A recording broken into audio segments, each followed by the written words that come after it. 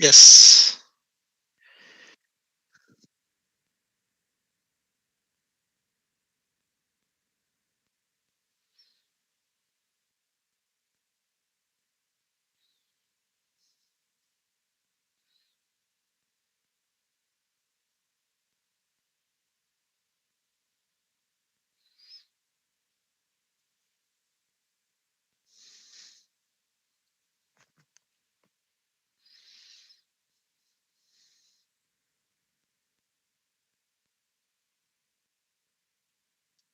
Good afternoon.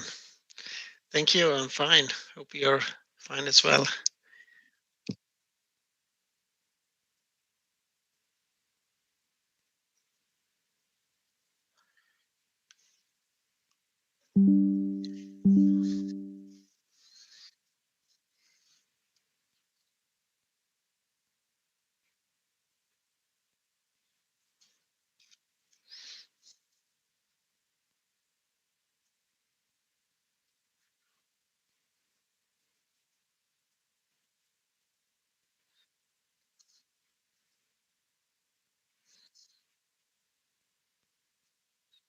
Exactly.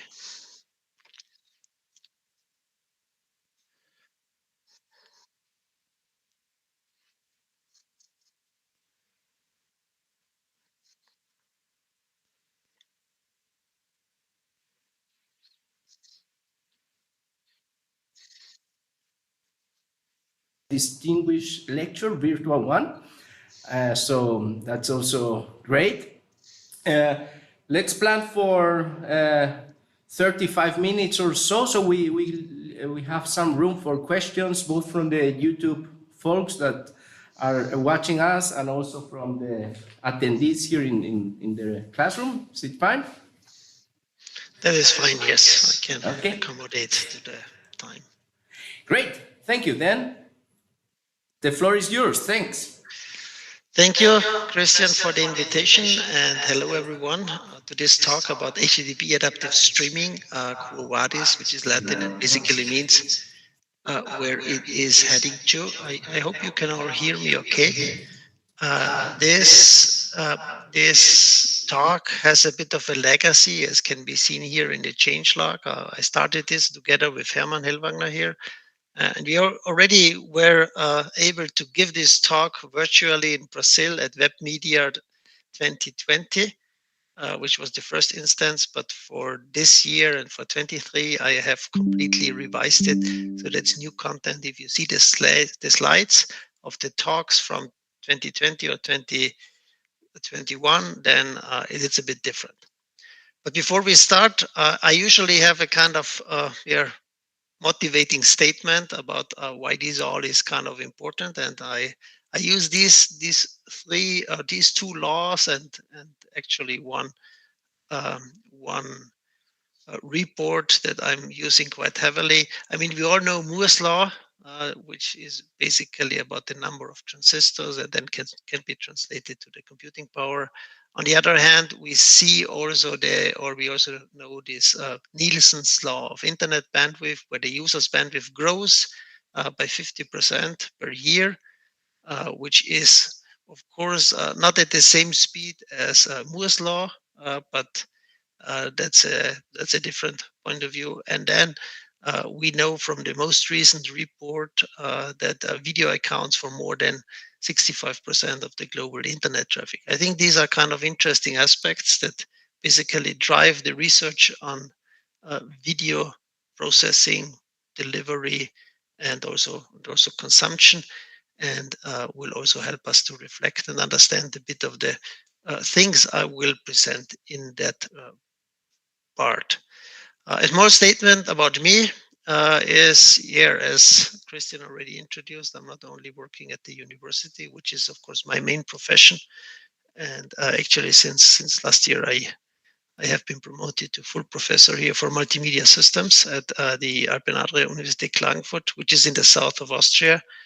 The research I'm presenting here is basically coming from this lab, which is the Christian Doppler Laboratory on Athena, which is related to streaming. And this lab exists since October 2019. and I can report about or summarize some findings based on this project. And then, yeah, there is also Bitmovin. I started actually 2012. It's the first Bitmovin company we founded, but the company as existing right now was founded in 2013. So we have 10 years of Bitmovin here. And also Bitmovin got an Emmy Award, and also for MPEG-DASH, we got an Emmy Award. So that all plays a role here, which is then also highlighted later on. Before we start with the content, a bit of advertisement. You know that from video streaming and also people watching on YouTube sometimes probably get some advertisements, also some advertisements here. So actually I'm sitting here in this office right now while giving the talk. I have another office here, which is for this lab, research lab Athena, where the people of the Athena lab sit here. So I'm kind of commuting between these two labs, and sometimes I take a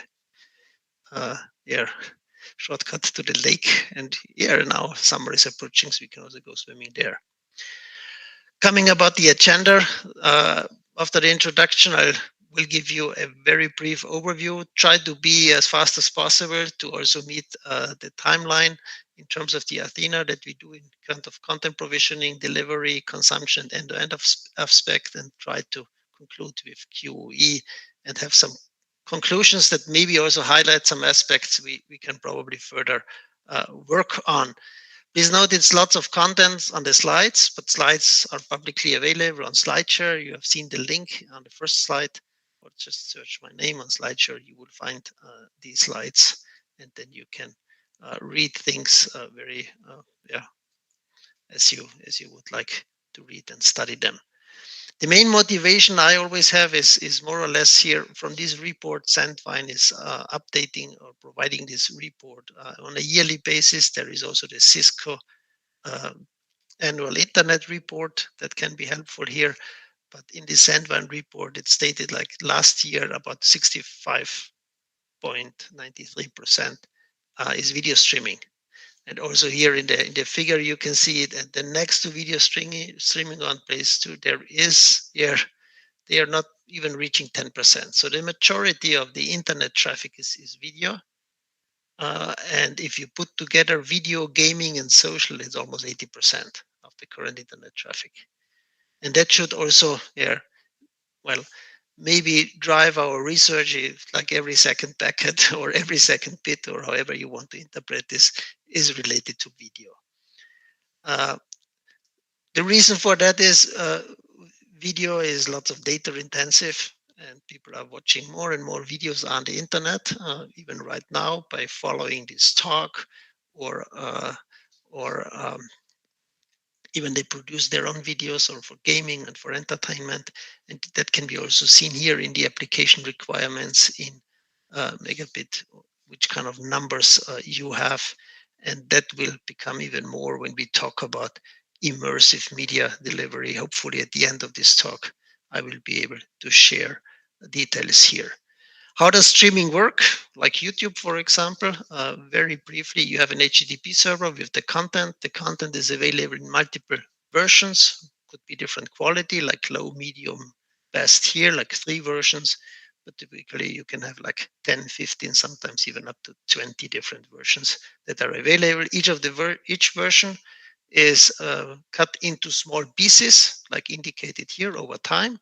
These pieces are called segments or chunks, or maybe some other names, and they have a constant duration of like 2, 4, 6 seconds. It's not really specified what the duration is, and it can be flexible according to the deployment.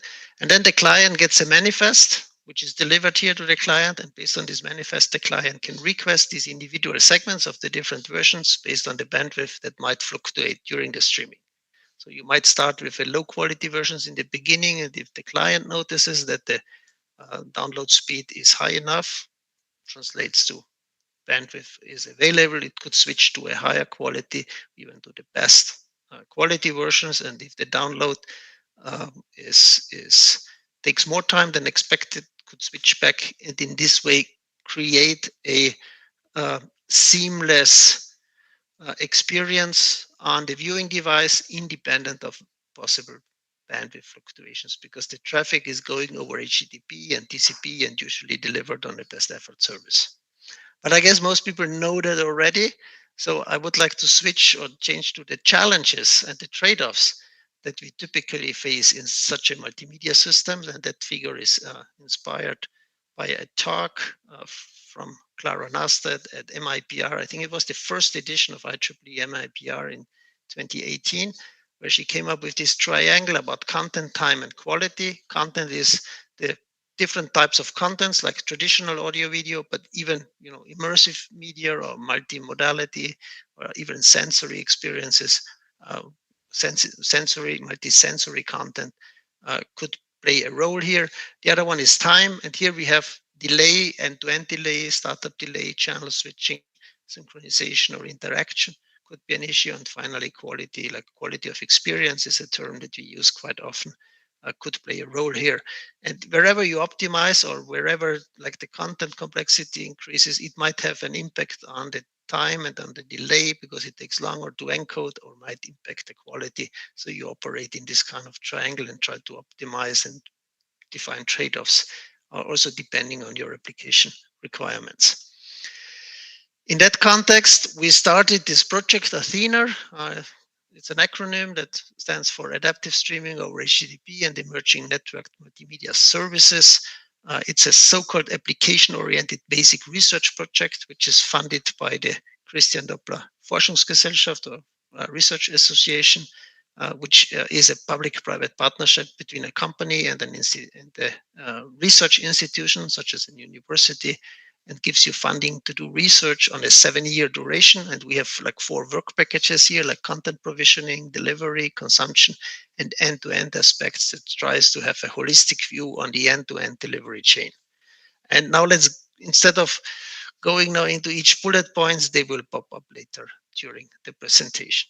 Starting with content provisioning, we mainly look into video coding for HTTP adaptive streaming. So that's the main focus here. Of course, there might be other meanings for content provisioning, but that's what we do here, and basically on 3 aspects: on quality improvement, runtime improvements, and then application scenarios. In this talk, I will mainly look into quality improvements because some years ago, Netflix came up with this per title encoding scheme that was defined for video on demand, and we brought this now also for live use cases. And for that, we developed the video complexity analysis tool that can be then used to do per title encoding, but for live use cases. In terms of runtime improvements, see the earlier version of this talk, which will give you some insights what we have done here. And then in application scenario, there are like on the video on demand with different flavors as seen here with these acronyms, and then live. And this focus here is mainly on live, not so much on interactive games or video conferences, but like live video streaming. Like I think those people who are following this talk now live on YouTube. The video complexity analyzer is a tool that we have developed to address this problem statement, because the basic idea in live streaming is that you have a static bitrate ladder. So you have a predefined set of bitrate resolution pairs, and that you use for the entire live streaming session, like I guess YouTube is using right now. You might change this for different contents, but sometimes it's just one configuration you use for all kinds of streaming sessions in your deployment. Per title has been introduced because they saw that when you're looking at the rate distortion curves here with different sequences, that things might change on different resolutions or even when using different frame rates. So per title was introduced to determine the per title encoding parameters and bitrate ladder based on the content complexity. And with the increase of UHD and high frame rate contents, we also saw an increase in spatial and temporal resolutions that needs to be addressed. And in live, it's not done yet because per title has been introduced for video on demand. But live is live. It's also the name of a song of an Austrian rock band. You might see that song here and watch it on YouTube. that inspired us to come up with a perceptual-based bitrate resolution frame rate prediction algorithm based on the actual content complexity. And the video complexity analyzer is an open source tool that actually allows you to determine this video complexity based on the spatial and temporal content characteristics. It's actually based on the energy function for segmentation and compression that has been developed in 2007, and now we have used this as to determine for E like the spatial and H the temporal content characteristics. In the second version that has been released this year, it's not even 2 features, it's actually 7 features that can be extracted here, and you might read here the information about this tool. And as I said, it's an open source tool, so you can use this and test it out yourself. In some of the latest results that we have shown and that we have published, it also shows the speed up and the energy consumption of VCA in different configuration. It has been also highly optimized for even provide a much higher speed and lower energy consumption compared to the version 1 and even compared to state-of-the-art implementations like spatial temporal information. And also with respect to the correlation, the Pearson correlation of the spatial complexity features like here SI and E across multiple resolutions for a data set, it shows pretty good results.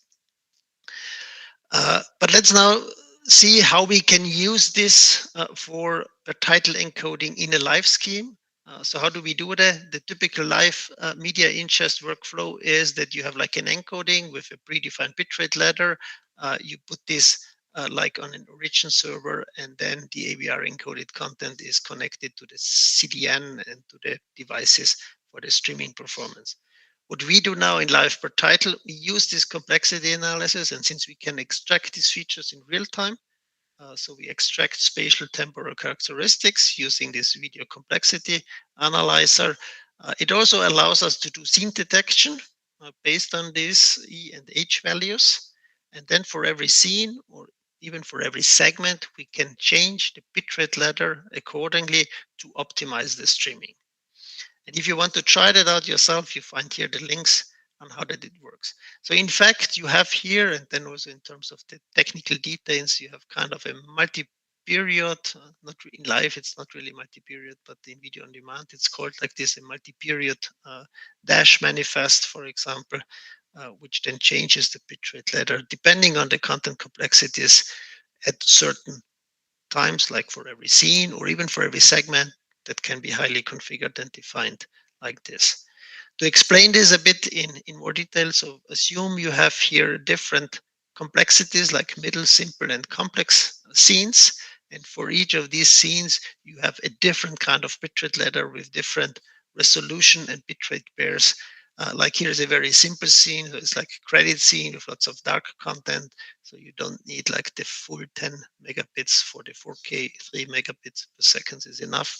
Whereas for complex scene, you cannot even encode the 4K content with 10 megabits. The maximum you can do is 1080p. As just one example on how that might work and how that could look like. We have tested and implemented that. There are some example frames shown here in our demo that has been shown last year at NAB in Las Vegas. So that's already 1 year old. And you can even see here on some of the example, the differences in the encoding quality. But maybe also it's good to look a bit more on the numbers. So there is one approach which we called online per title encoding, OPTE. And with this approach, you could see even here on the VMAF and the different bitrates that compared to a default bitrate ladder, which is based on the Apple HLS authoring specification, we could significantly increase the VMAF quality. And overall, across different video sequences here, if you look at the last 2 columns, which gives you the Piontek delta in terms of rate with respect to V for VMAF and for PSNR, we could increase significantly the quality here.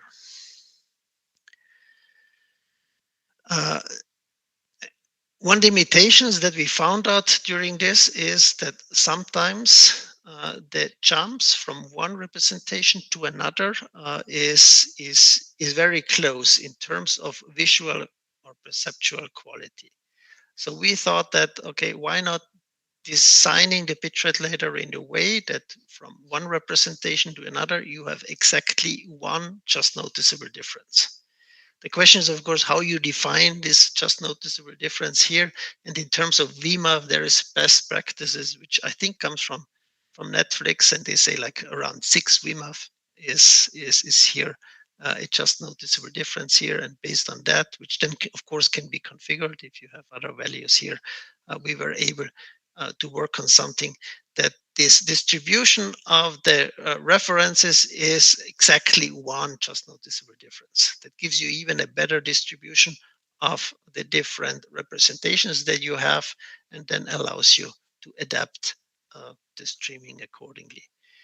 I think that also has been then evaluated on a bunch of different video sequences from different data sets, and then shows again kind of useful improvements, not only in terms of the bitrate, but also a reduction in the storage space, because we eliminate even certain representations, because it doesn't make sense to have multiple representations with very similar quality, at least in terms of VMAF.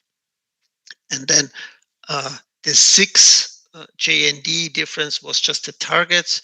It also shows that we were coming close to this value, but not always. It, of course, depends a bit also on the content itself. In addition to OPTE and PPTE, there are lots of other VCA-based applications you can find here. The list is not comprehensive since there is a couple of new topics that have been or we're currently working on. So I guess next year I can provide you a longer list of these things here. So now let's briefly, because we are approaching, time is moving very fast and I did not even really start it. Let's have a quick look about the content delivery itself, about the networking, where we were mainly looking into edge support or like server network assisted streaming. So like edge with prefetching, transcoding and repackaging in the edge nodes itself is something we have been working on a lot, and we have been using software-defined networking and network function virtualization to realize that. One work that has been done by Jesus here is like a segment prefetching and caching at the edge, where we define different policies, metrics, and resource utilization. So prefetching tools based on the last segment quality, a Markov model. We do prefetching based on chance rating. We even have a machine learning model that have been applied here. It's just very simple using random forest, and also prefetching based on resolution, on super resolution that we do here. And the results basically show that there is no recommendation just for one of these policies is most straightforward implementation with low resource utilization. Use more to a last segment quality, which means you fetch one request and then prefetch the same quality for the edge, or use a Markov-based prefetching method if you want to prioritize QE or at the expenses of costs. You can do also like all segment qualities that you prefetch, and if you want to have a balance, the machine learning based approach could be helpful. Possible next step would be here like to dynamically adapt between the different policies. You can also implement things for premium clients and so on, but this gives you some kind of ways on what can be done. A bit of older work is already ES-HAS, which is an Edge and SDN assisted framework for HTTP adaptive video streaming. And here the goal was to build up a test bed for a large number of clients. I think in the evaluation somewhere you can see it here that we have done this for 60 clients, where we introduce new server segment selection approaches at the edge of the network with the goal to improve the user's QE and network utilization. And for that, like we have tools like a so-called virtual reverse proxy placed on the network edge that does prefetching based on SDN information, even perform sometimes transcoding here on the edges to serve the client's needs. And the goal here was to have a evaluation on large number of clients, so to come as close as possible to some real deployment scenarios as well.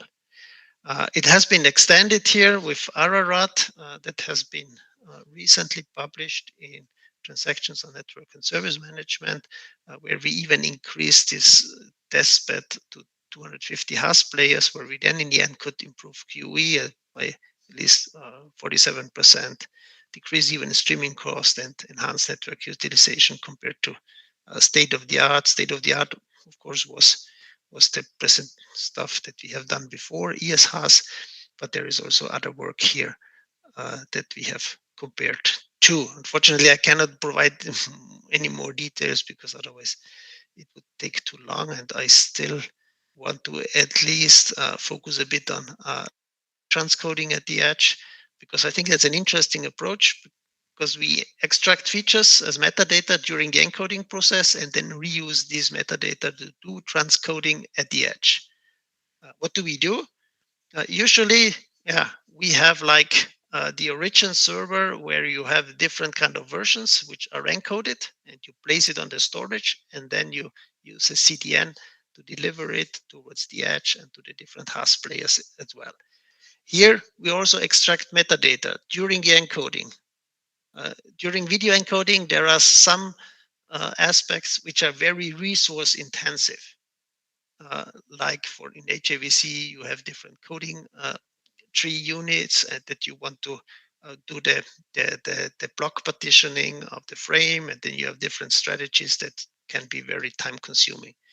But if you do this once and then store all these decisions, you probably can use this metadata that you deliver with the segments along the network, and based on the policy at the edge server, you can then more or less decide whether you want to download another version or you download a high quality version and do transcoding at the edge based on this metadata, which is much, much faster than like doing a full transcoding. And the size of metadata is already also very slow. And finally, you want to deliver this to the HAS players.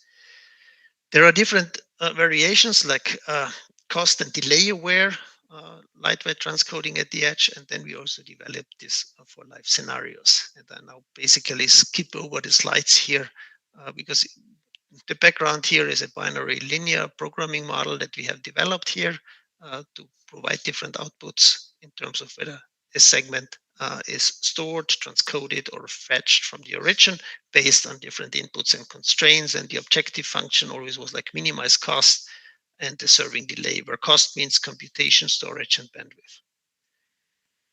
I'll skip the results here and the findings. You can probably read that yourself at the later stage, because I want to spend a bit of time also for content consumptions and end-to-end aspects. It has a lot of different topics here. We looked into different bitrate adaptation schemes.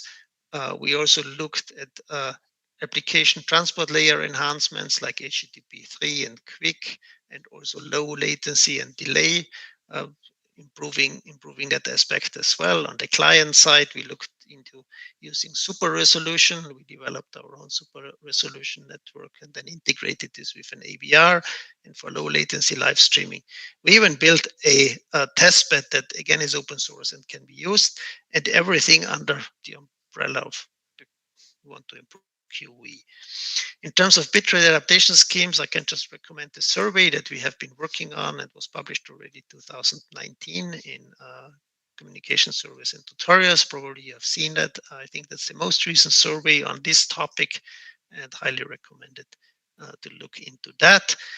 In terms of HTTP3, we have an approach that is called Days of Future Past Plus. It's an extension of a conference paper. And here the goal is, when you I just explained this here based on the figure, assume you have these segments in the buffer, which are the blue segments, and you have like a quality drop here. And then for the next segment you want to download, you have even more throughput available. So why not simply download the next quality segment in the maximum quality, plus additionally download a segment that you have already in the buffer with but improved quality.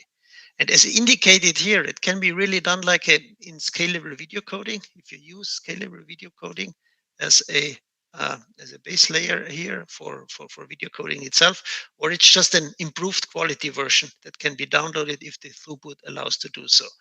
And with HTTP3, stream multiplexing, stream priority, and request cancellation, you can implement that. And that's what we have done in the paper to improve QE.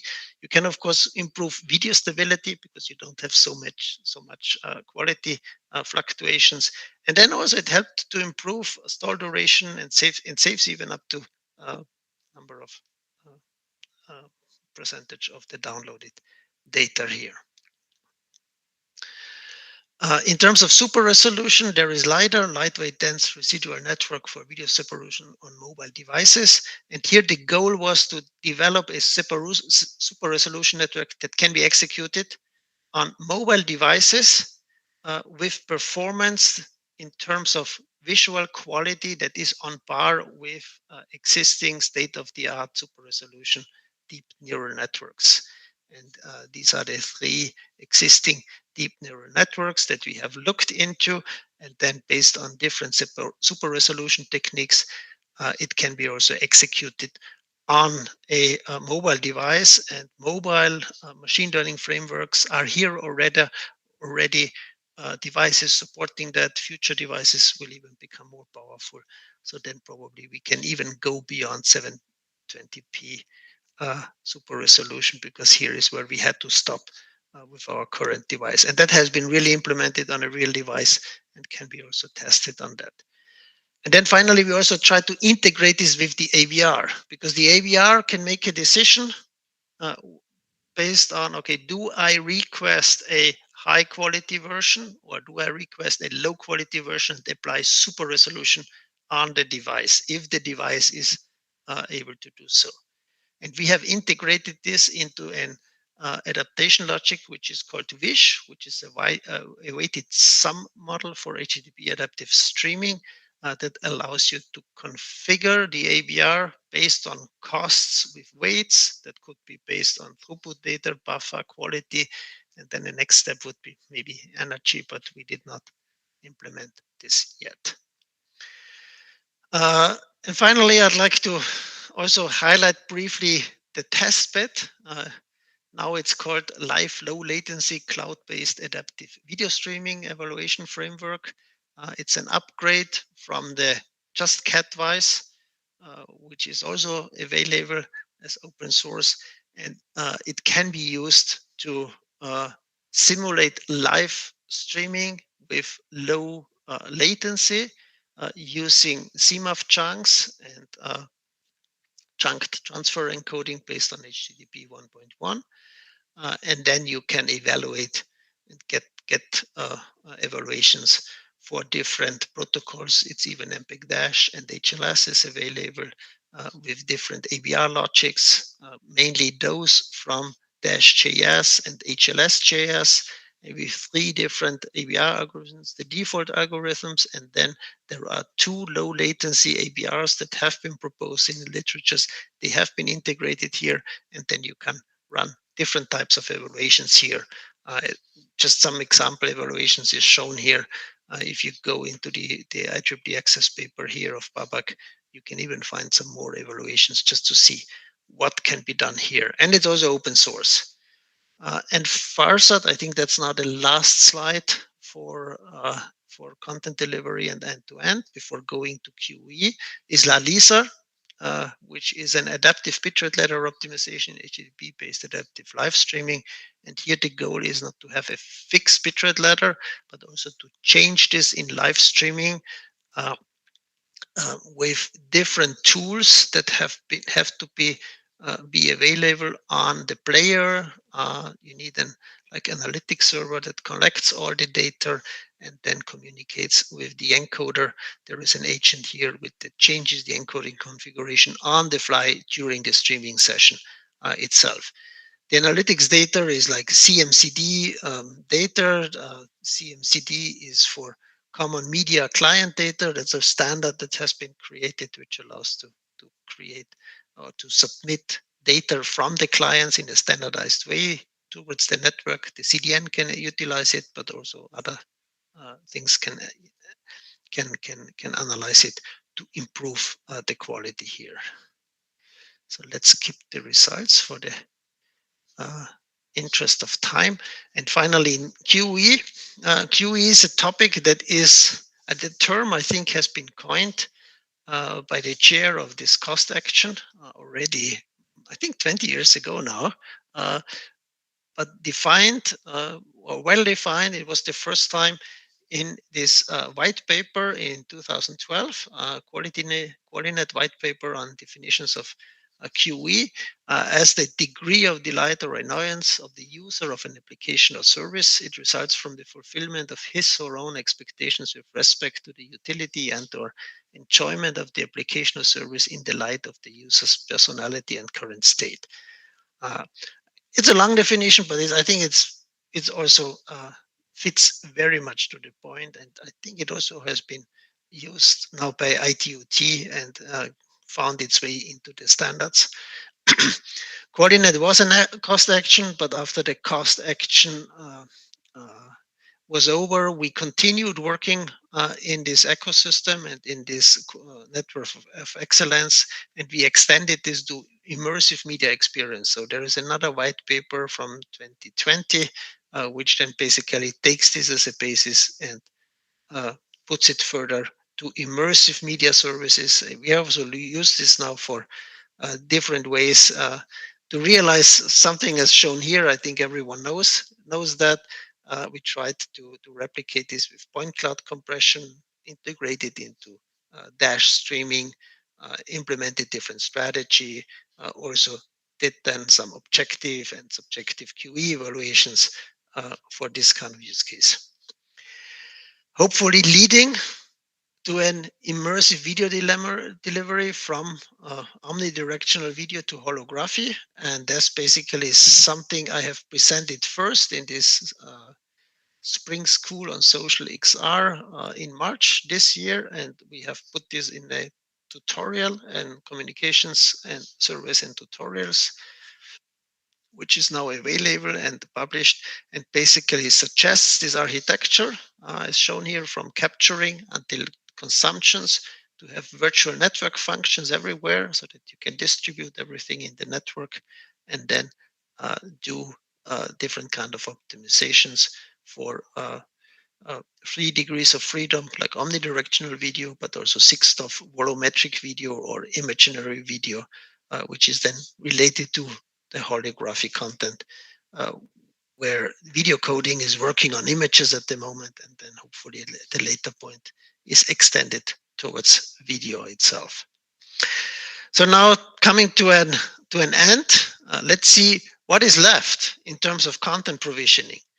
We see a lot of content and context awareness coming up for the actual encoding. So you're not only encoding based on the quality that you want to achieve, you try to find out for age content to provide the best quality, and then also try to understand for what is it used. So that's this context awareness. We live now in a multi-codec world, like AVC, HAVC, VP9 is heavily used, AV1s as well, and VVC is definitely the next codec, and there are some variations as well that needs to be considered. So like probably in 2 years from now, we have minimum of 5 codecs that we have to support, maybe even more. Machine learning in video coding in MPEG and in JPEG, there are MPEG and JPEG AI activities that are popping up, and that probably is something everyone can work on in the years to come. In terms of content delivery, edge support, edge computing support is certainly important, and everything the client or the server communicates in the network and the network can use to better serve the client's needs. And everyone is trying to look into live and low latency streaming. So that's a real problem. Still, it's a problem. Maybe you heard about this Twitter fiasco where they tried to have a live use case of someone running for a US presidential election, got real problems here. Live is still hard. So this was the technical comment that I have seen on some Slack channels. Live is still hard. Live at scale is really, really a big problem. And that's not something you can easily do. In terms of content consumption and end-to-end aspects, everything the client can help to improve the quality, like super resolutions, maybe other techniques. That's something that will come anyway, and trying to combine that, trying to best utilize the client capabilities to improve the quality, just to reduce the amount of data to be transported over the network. That will certainly help here. Machine learning, yeah, super resolution is typically based on machine learning techniques nowadays. Everything that is on machine learning that can be done on the client side, because clients are becoming more and more popular, and there are ways and means to compress neural networks, send and even stream it over the network are in place as well. But the way on how to use it for video streaming is still not yet defined. And then recently, energy awareness and optimization. So that's, of course, the new topic. Everything is aware about the climate changes and the impacts. And we know every second packet is video on the internet. So we need to optimize here for that as well. In terms of QE, immersive content, 3DOF, 6DOF is being researched on, but mainly for video on demand or for like pre content that is prepared and then delivered for later usage. Live, I'm not sure many people work on these aspects.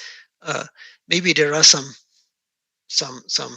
demos and use cases there, but doing that at scale is very hard. You might use user and client aware playback is something to be considered.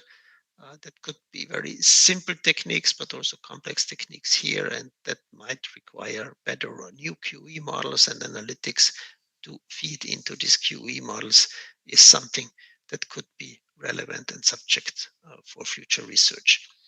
With that, I'd like also to acknowledge that the team, which is behind all this research, as shown here, and also collaborators that we have, a few are there. More are listed here on the website. If you're interested, please go there and check it out yourself. So thank you much for your attention. I know I used a bit more time than anticipated, but I'd like to stop with this here with some advertisements.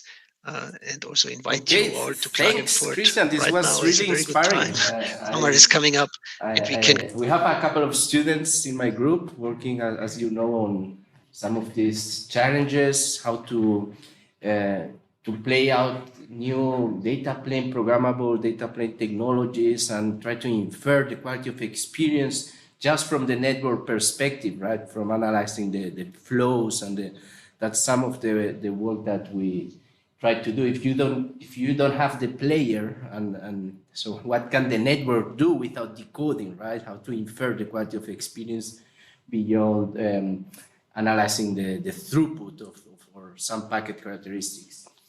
Let me open there are a couple of questions in the chat. Maybe there are some more in the room. Let me take this one by one of the colleagues in the Institute of Computing, by Luis. He thanks for the talk, and he asks, what challenges do you see for edge support for interactive streaming, so immersive environments or augmented reality, considering mobile users? So I think he's thinking about the 5G and architectures, and user maybe moving hand-offing from base stations. Do you see the challenges there at this edge support, or what's your take on this one? Thank you for the question. No, we have an echo, I think. Yeah, anyway, we didn't do much in interactive. Interaction is always hard because HTTP adaptive streaming was not so much built for interactive TV.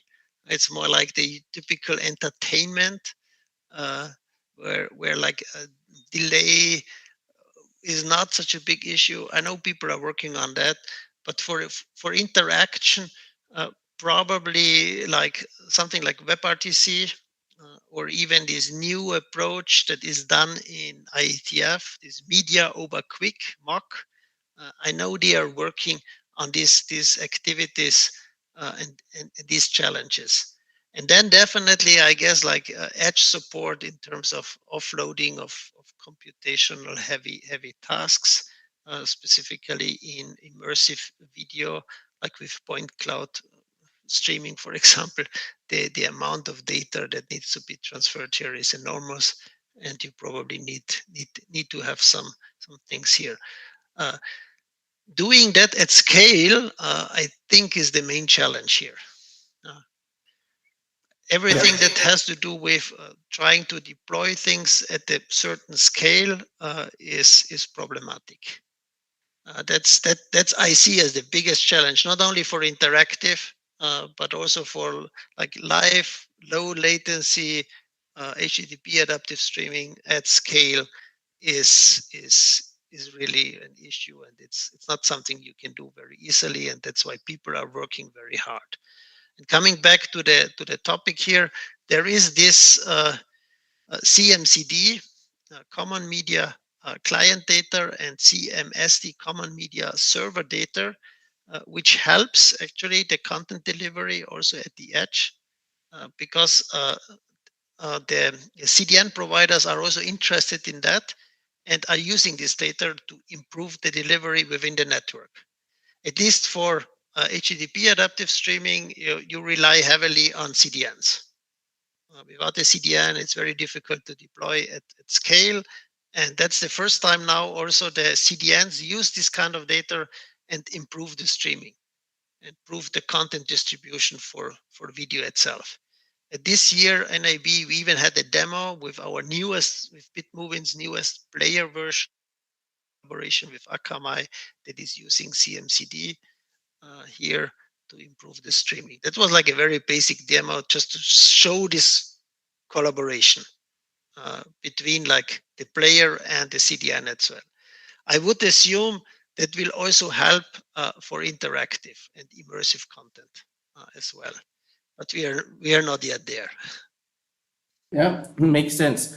You highlighted scalability, and for us, for researchers, it's very hard to have scalable environments, especially if you do the actual decoding. In our group, we do a lot of our experimental work with Go Dash type of clients, where we skip the compute intense part of the player, so that we can have tens or even hundreds of clients. But you built also a testbed with a couple of hundreds of actual clients, right?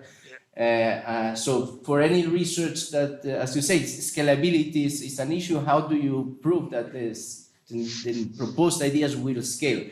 Can you shed some light? This was also one question on the testbed. It's a cloud-based, it's an open cloud-based public infrastructure. How do you do these experiments at scale? What are the practices there and recommendations? I think it takes too long to go there. To give a simple answer to this question, I don't have a solution for that, for scalability, how to test this. That's the real, unfortunately, it probably needs such funding schemes like this one here, this kind of public-private partnerships, because most of universities in Austria, they are publicly funded, and then collaboration with companies might help to do this kind of evaluations, perhaps even on production environments. These big IT companies or big internet companies, some of them they do not much testing. They just deploy their new features on parts of their users. I think like these social networks do that a lot, and then they do A/B testing to see how it works and how it works at scale. Something like that would be also needed. So collaboration between universities or research institutions and actual companies, and work on that. And that's what we're trying to do in this research lab itself. The test bed that we have is based on ex uh, um, cloud-based testbeds that have been built for scientific evaluations, but of course doesn't come close to anything that is related to like a real deployment, because most of them, they don't have the CDN component itself. And CAT-wise, and even the live low latency CAT-wise was mainly developed to test client-based ABRs and has no CDN component. And that's the biggest drawback of these kind of tools that we have used. So the only way is really try to get in touch with the CDNs and try to work with them, which is not always possible, of course. That's why we stick to these other test beds and do these simulations, and then hopefully it may attract one of the big CDN providers and say, hey, let's do something together.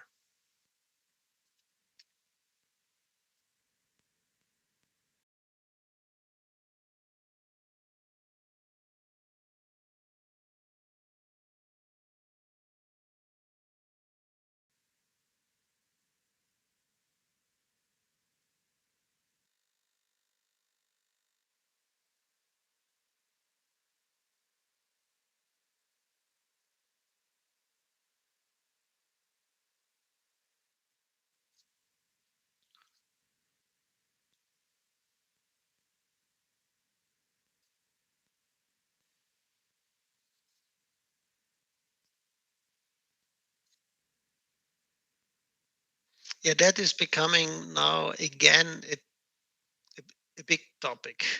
I think Facebook now previously just presented a new chipset for video transcoding.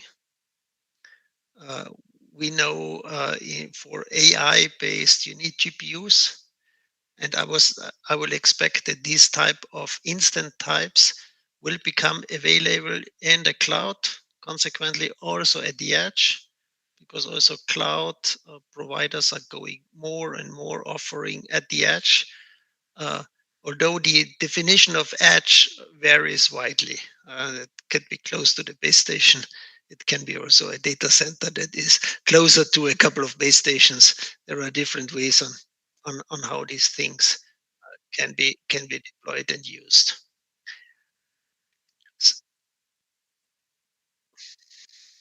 So we will see a mix of that. So we will see a mix of standard CPU based instances in the cloud and in the edge, GPU based, or even special silicon for video processing tasks like video transcoding tasks being available in the future. And then also client devices are becoming more and more powerful. I think also in terms of machine learning, like federated learning is a hot topic that then also can be used in the context of HTTP adaptive streaming, but not much work has been done on that yet.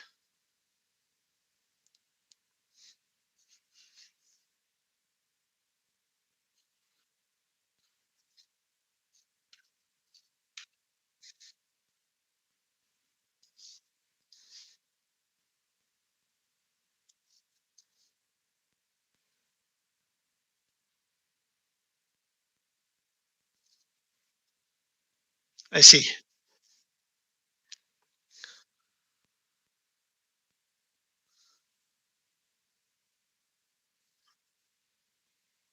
Okay.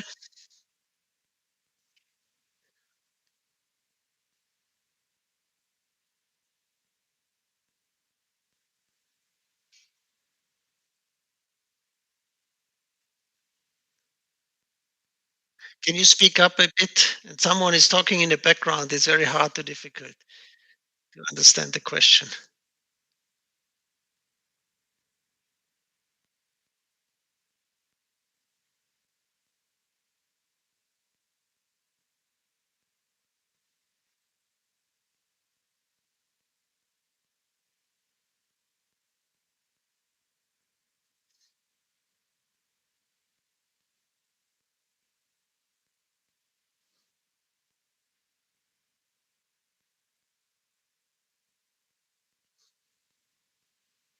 Oh, that's in this CMSD. So the question was, which kind of data the content provider delivers to the network, like the CDN provider, to optimize the streaming.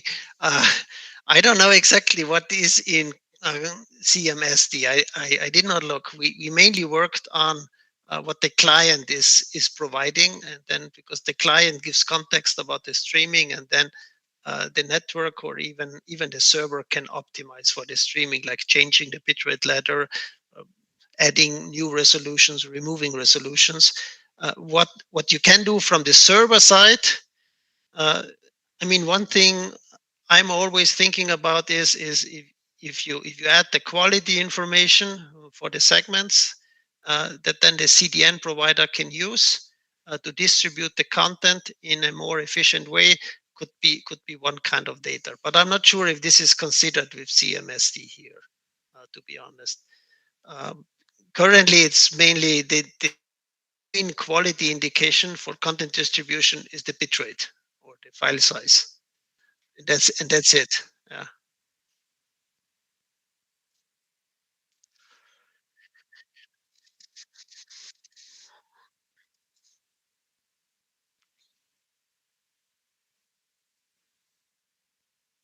Yes.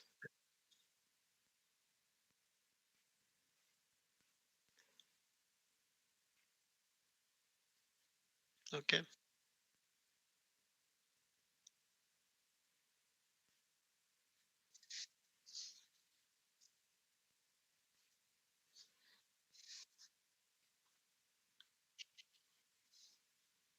Thank you for the invitation. It was a pleasure to give the talk. Thank you also very much for the good questions.